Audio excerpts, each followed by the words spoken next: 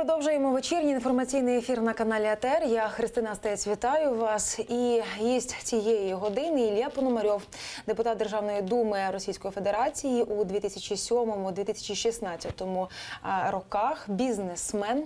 І хто, можливо, забув, а хто, можливо, не знає, я коротко нагадаю про те, що 20 березня 2014 року під час голосування в Державній думі Росії щодо ратифікації договору про анексію Криму Ілля Пономарьов виявився єдиним із 450 депутатів, що проголосував проти анексії. Мотивував свій вчинок тим, що Україна, відмовившись від ядерної зброї, дотрималася свого слова, а Росія, анексувавши Крим, ні. У серпні 2014 року був змушений покинути Росію. У червні 2016 року отримав дозвіл на тимчасове проживання в Україні. Та це для того, аби ми собі нагадали і зорієнтувалися про вашу історію, та історію Іллі Пономарьова. І, власне, я хочу запитати, на якому етапі, що відбувається у справі розслідування вбивства вашого товариша, соратника, друга, йдеться про Дениса Вороненкова, якого вбили у Києві минулого року, 23 березня, і безпосередньо біля Прем'єр-паласу відбулося це вбивство, і тоді Денис Вороненков безпосередньо йшов на зустріч з вами. В цьому сенсі, чи є у вас певні сподівання на те, що ця справа вона буде розслідувана і справжні вбивці, замовники, вони будуть знайдені? Ну как, она же была расследована, и, собственно, точка в расследовании поставлена. Как раз вся цепочка... І маю на увазі доведена до кінця, з покаранням і... Ну, просто наказание – это вопрос выдачи преступников Российской Федерации. И вообще установление изначального заказчика, оно возможно только в той ситуации, когда будут выданы непосредственно исполнители, организаторы, так скажем, это говоря уже юридическим языком, этого убийства. Потому что следствие установило, что исполнители там частично они задержаны, там главный убийца убит, часть задержана, часть находится в розыске. Организатором следствие считает Владимира Тюрина, известного российского криминального авторитета. Вопрос, что у него не было такого прямого мотива убивать Дениса Вороненкова, то есть улик достаточно, которые показывают, что это он.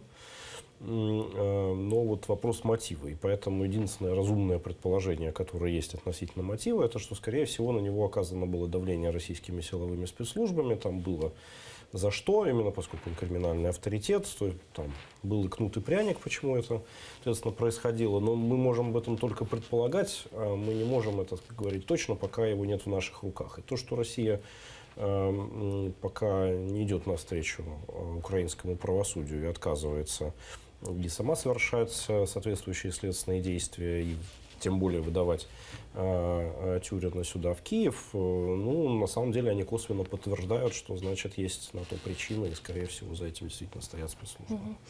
У справі про державну зраду екс-президента Януковича вчора ви свідчили в Оболонському суді. Було з цього приводу дуже багато ваших заяв, безпосередньо, які тиражували засоби масової інформації, серед іншого про те, що безпосередньо бойовики на Донбасі в цю першу фазу створення так званих ЛНР-ДНР фінансував син Януковича. Ці гроші він отримав від Російської Федерації. Йдеться про $1 мільярд, якщо я не помиляюся. І ще багато всього ви озвучили. І безпосередньо тоді, коли пан Вороненков прибув до України, особливо після його вбивства, йшлося про те, що в нього було насправді теж дуже багато інформації і з приводу подій на Майдані, і з приводу ситуації на Донбасі і так далі. Чи міг Денис Вороненков розповісти, якщо би був свідком у суді, щось більше, щось конкретніше, аніж те, про що розказали ви? Чи у вас, зрештою, була така спільна інформація? Знаете, вот в этих показаниях есть, грубо говоря, две части, и у меня, и у Дениса. Одна часть, которая, как вы справедливо заметили, является общей, это то, что касается, на самом деле, основной фабулы дела. Потому что фабула дела про государственную измену господина Януковича, она очень простая. Было письмо, в котором Янукович попросил Российскую Федерацию, попросил конкретно президента Путина ввести российские войска на территорию Украины.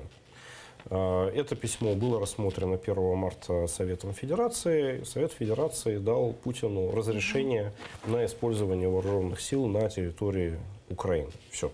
Соответственно, на суде обвинению надо доказать, что письмо было, что его писал Янукович, что оно было воспринято серьезно в Российской Федерации, оно повлияло на голосование Совета Федерации о вводе войск.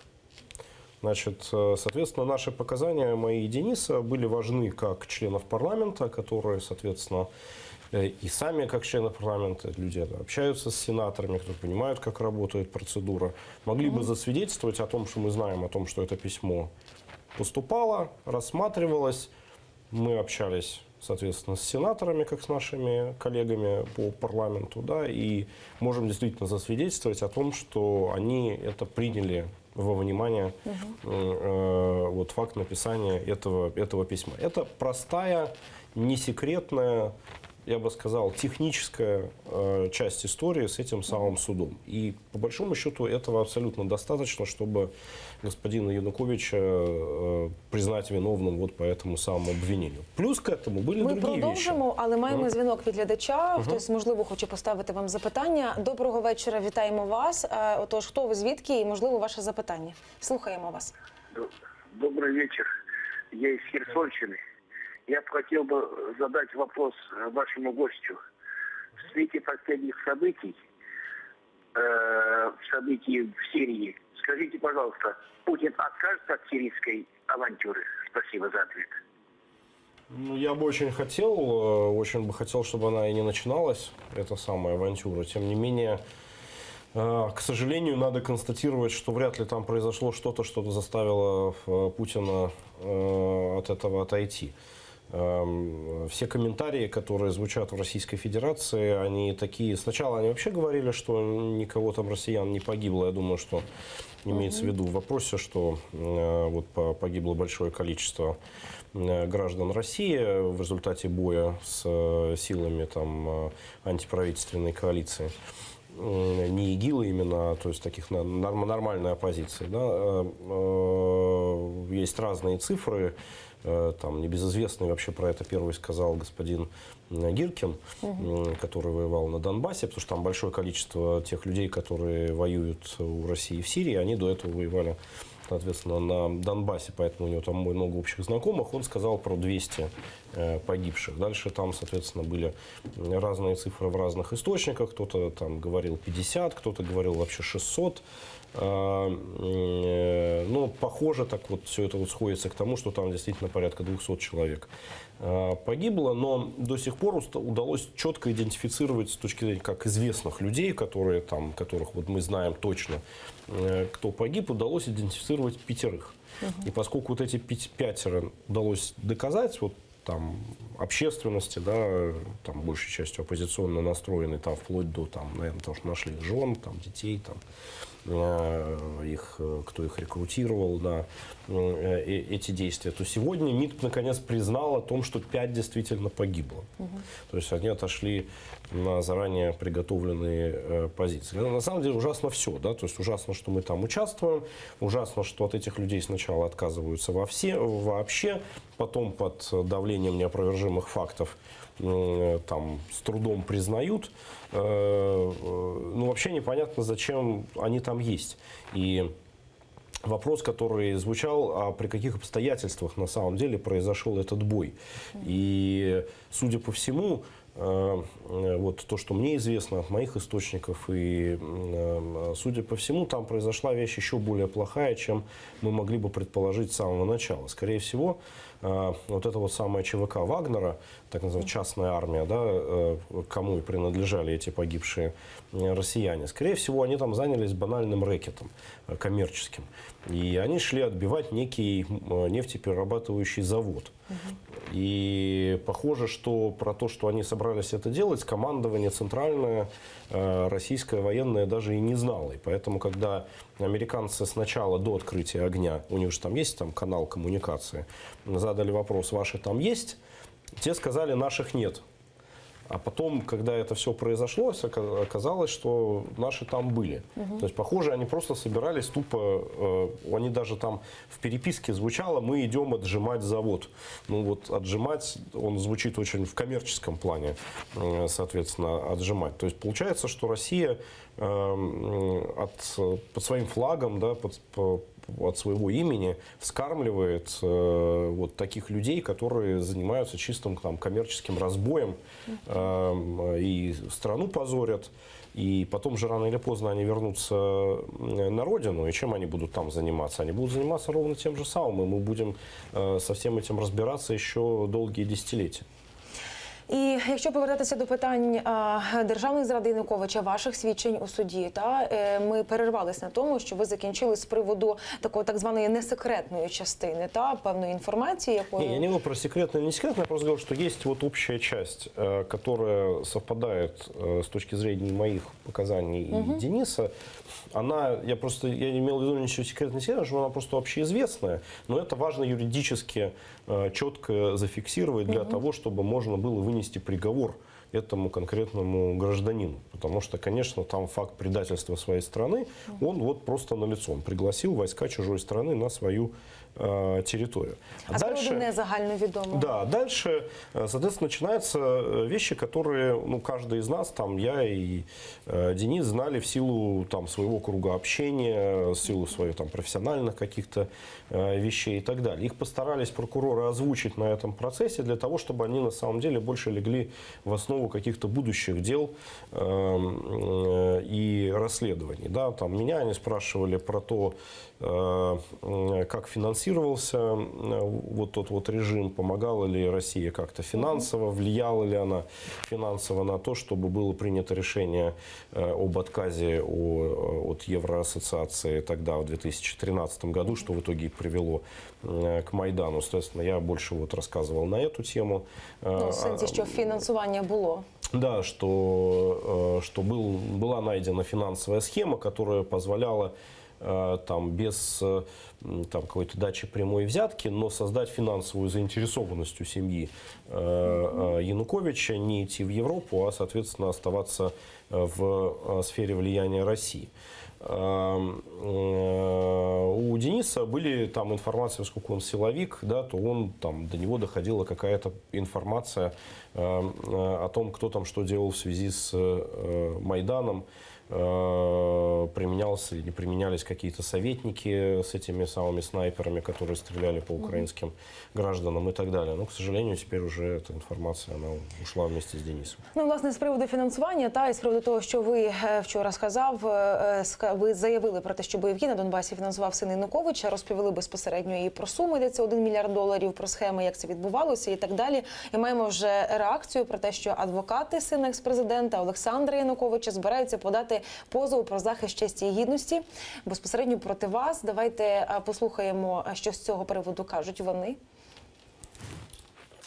З метою підтвердження брехливості показань свідка Пономарьова і залучення його до кримінальної відповідальності за дачу завідомо неправдивих показань найближчим часом адвокатами Олександра Януковича буде ініційована подача позову про захист честі і гідності, а також подано заяву про вчинення кримінального злочину.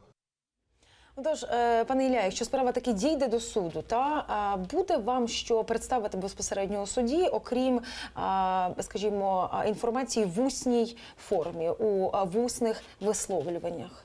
Конечно, есть. Если я про что-то говорю, значит, у меня есть соответствующая информация. Могу все сказать, там, идите сюда, бандерлоги. Посадим отца, посадим и сына за те преступления, которые они совершили против своей страны. Тобто поки що не прийшов час ще оприлюднювати безпосередньо, можливо, якісь документи ви маєте, або інші докази, або, зрештою, українські силові структури абсолютно в курсі цих моментів. Українських силових структур є ці показання. І в цьому контексті, якщо говорити про вашу безпеку, якщо говорити про те, наскільки безпечно ви почуваєтеся тут у Києві, ви як такою активною політичною діяльністю не займаєтеся, позиціонуєте себе як бізнесмен, чи, можливо, є у вас охорона, чи цієї охорони немає, і чи не боїтеся ви за свою безпеку, коли певні речі ви озвучуєте, а певні речі ви анонсуєте про те, що вони у вас є? Ну, охрана у меня есть, которая была предоставлена украинским государством, Досі. СБУ. Вот. Но я просто абсолютно убежден, что на самом деле она большого смысла не имеет, потому что если будет поставлена серьезно как-то задача на уровне российского государства, то охрана повлияет там, на стоимость организации какого-то, соответственно, действия. Да? Мне от этого, в общем, все равно, сколько это обойдется дружкам Путина, потому что понятно, что они же не могут потратить деньги российских налогоплательщиков и бюджета на это. Да? Они будут тратить какие-то, может быть, уворованные до того деньги, но все-таки деньги из своего кармана. В общем, это все равно. Да? С точки зрения безопасности я просто считаю, что надо, во-первых, говорить честно, как оно все есть, соблюдать там минимальную меры предосторожности с точки зрения того, где ты бываешь, как ты ходишь там. Я все это стараюсь делать. А якщо говорити про ваше майбутнє в Україні, ви маєте дозвіл на тимчасове проживання в Україні, в цьому контексті які маєте плани і, можливо, думаєте про політичну кар'єру в Україні, можливо, хтось, представники певних політичних сил, щось вам пропонували і ведуть з вами певні переговори. В цьому контексті щось буде відбуватися або вже, можливо, відбувається? Насчет политических действий, мне кажется, как раз судьба Михаила Саакашвили, например, наглядно показывает, что быть иностранцем, который пытается строить политическую карьеру в другой стране, наверное, это не совсем правильный способ. Какие бы у нее ни были мотивы, какой бы он ни был классный, яркий, интересный и так далее, но какой-то вот у меня есть от этого ощущение чего-то неправильного, да, то есть с этим связанного. Одно дело быть специалистом, который как профессионал может чем-то помочь правому делу. То есть я считаю, что ваше дело здесь правое, и поэтому надо помогать. И специалист как управленец, специалист там, с точки зрения бизнеса, как инвестор, как говорится, не учите меня жить, а помогите материально. Вот это, я считаю, самое правильное, что необходимо делать. Потому что в конечном итоге нам всем, и вот мне как российскому политику очень важно, чтобы Украина стала успешной, да, для того, чтобы мы могли показать моим соотечественникам о том, что, видите, вот если поступать по совести, революция, да, которая свершилась на Майдане, это хорошо, это правильно, и это приведет к процветанию страны. В этом направлении я работаю сейчас и работать собираюсь и в будущем. А избираться куда-то, мне кажется, это неверно.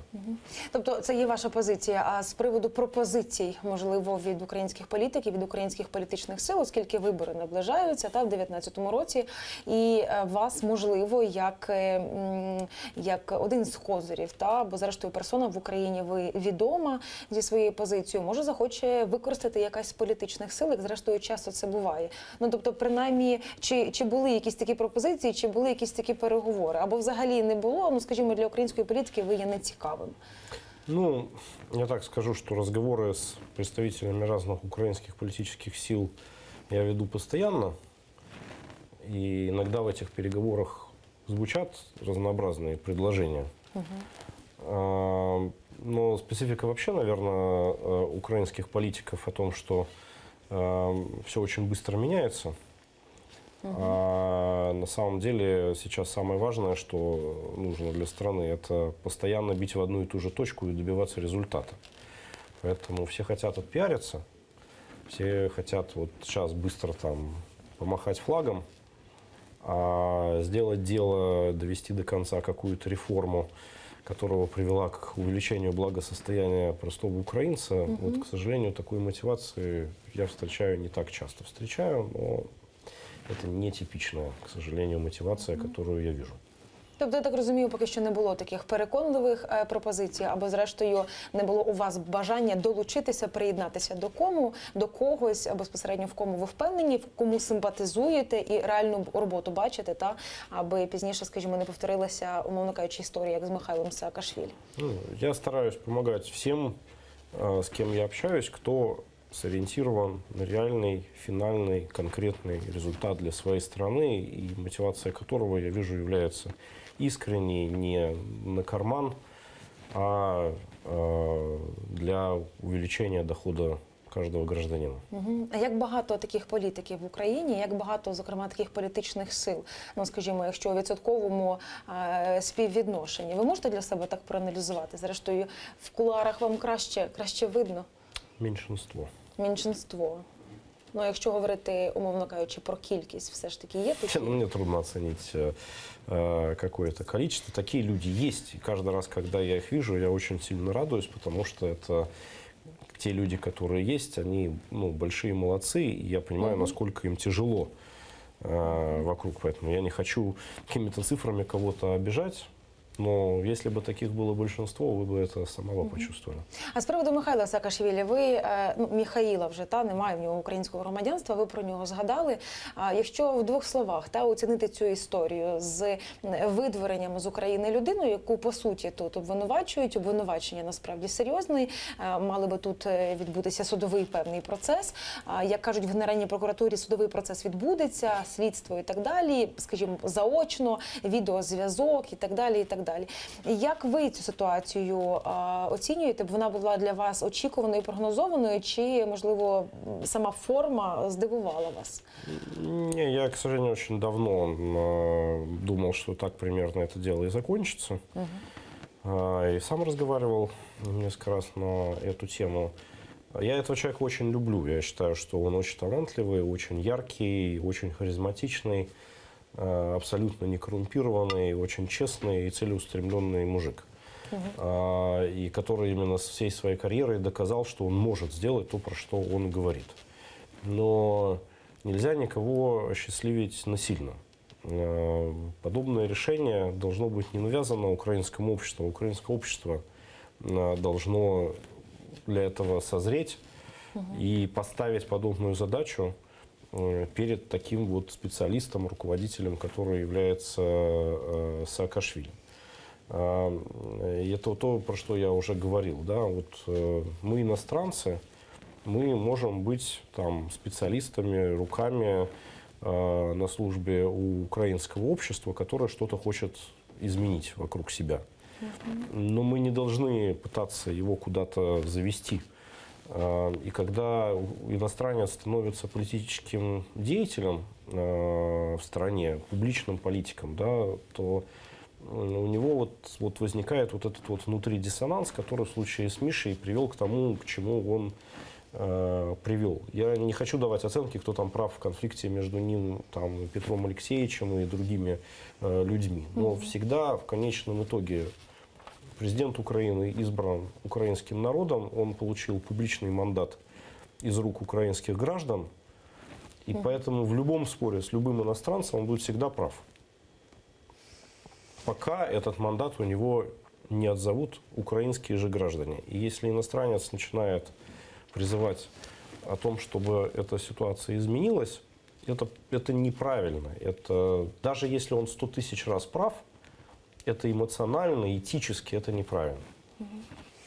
І, власне, з приводу іноземців та інформації з-за кордону маємо повідомлення від Національної розвідки Сполучених Штатів. Власне, минулої доби ми побачили це повідомлення про те, що незадоволення українців владою може призвести до дочасних виборів. Україні загрожують внутрішні потрясіння, якими готова скористатися Російська Федерація, щоб змінити прозахідну орієнтацію Києва. Давайте докладніше, власне, послухаємо, про що йдеться у доповіді. Незадоволення населення темпом реформ, погіршення стандартів життя, думка про те, що корупція посилюється, та загострення політичних протистоянь напередодні запланованих президентських та законодавчих виборів у 2019 році можуть призвести до дочасних виборів. Лідери опозиції спробують скористатись незадоволенням населення, щоб послабити президента України Петра Порошенка та правлячу коаліцію напередодні виборів 2019 року. Ну, насправді, навколо виборів, які наближаються, та вже ще рік, та вже стільки інтриг і стільки різних анонсів, і різних загадок, і з різними компроматами і так далі. Якщо говорити про Олександра Шепелєва, та, який повернувся в Україну, анонсує там компромати і на Тимошенко, і на Порошенко, і на Турчинова, і на Луценка, і так далі. А ця заява, як нам безпосередньо це трактувати, реагувати і насторожі чого бути, та, умовно кажучи? Ну, вот то, что я читал, было было опубликовано там господином Коутсом, только показывает, что медленно американцы реагируют на те процессы, которые происходят в наших родных пенатах. Доклад этот явно написан год назад, когда действительно какая-то вероятность досрочных выборов хотя бы теоретически существовала, хотя еще тогда я считал, что их не произойдет, но хотя бы была вероятность. Сейчас какая может быть вероятность досрочных выборов? Очевидно, что выборы пройдут в срок. Там, если только, не дай бог, там что-нибудь физического не произойдет там, с какими-то людьми, конечно, они случатся в срок. Конечно, они будут очень конкурентными, абсолютно непредсказуемый результат, который будет, конечно, Российская Федерация будет пытаться на результат этих выборов воздействовать. Кремль приложит все усилия для того, чтобы попробовать, ну, как минимум, быть игроком, да? Но абсолютно уверен, что там ничего не получится. То есть, ну, они могут создать какой-то хаос, но этот хаос обязательно в Москву вернется бумерангом, то есть это приведет только к еще более радикальному противостоянию, к еще там более антироссийскому крену, который будет. Ну а вообще я считаю, что преимущество на грядущих выборах будут иметь не политики, а общественные деятели. Тобто, якщо говорити і про президентські, і про парламентські вибори, ви зараз говорите? Ну, сначала уже будут президентские, они зададут повестку для парламентских. Кто, в зависимости от того, кто станет президентом, там, та политическая сила, которая будет с ним каким-то образом аффилирована, она получит большое преимущество и большой толчок к выборам на парламентских. Поэтому говорить про парламентские до того, как пройдут президентские, бессмысленно. А вот на президентских, я считаю, будет очень интересная история. И я на данный момент вообще не могу предсказать, какой будет второй тур. То есть, мне кажется, что там есть... Вот из нынешней палитры как минимум четверо, кто может примерно в равной вероятности выйти во второй тур. И практически уверен, что до момента начала выборов еще минимум двое появятся. А це ви хто про цю четвірку? Це ви говорите безпосередньо про політиків? Чи ще є, скажімо, кандидатури, про які в Україні говорять? Та це кандидатура Святослава Вакарчука, можливо, ще інші кандидатури.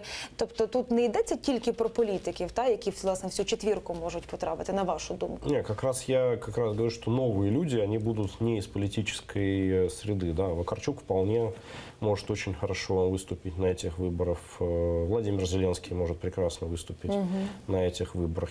Я еще парочку могу легко назвать, кто может на этих выборах, во-первых, может на них пойти, во-вторых, может на них выступить очень серьезно. Просто у всех политиков такие низкие рейтинги, я бы сказал, заслуженно низкие рейтинги, оправданно низкие рейтинги, что они все рассчитывают, что они перед выборами вот, традиционными элитными сговорами смогут наверстать упущенное. Мне кажется, что на этих выборах этого уже не произойдет.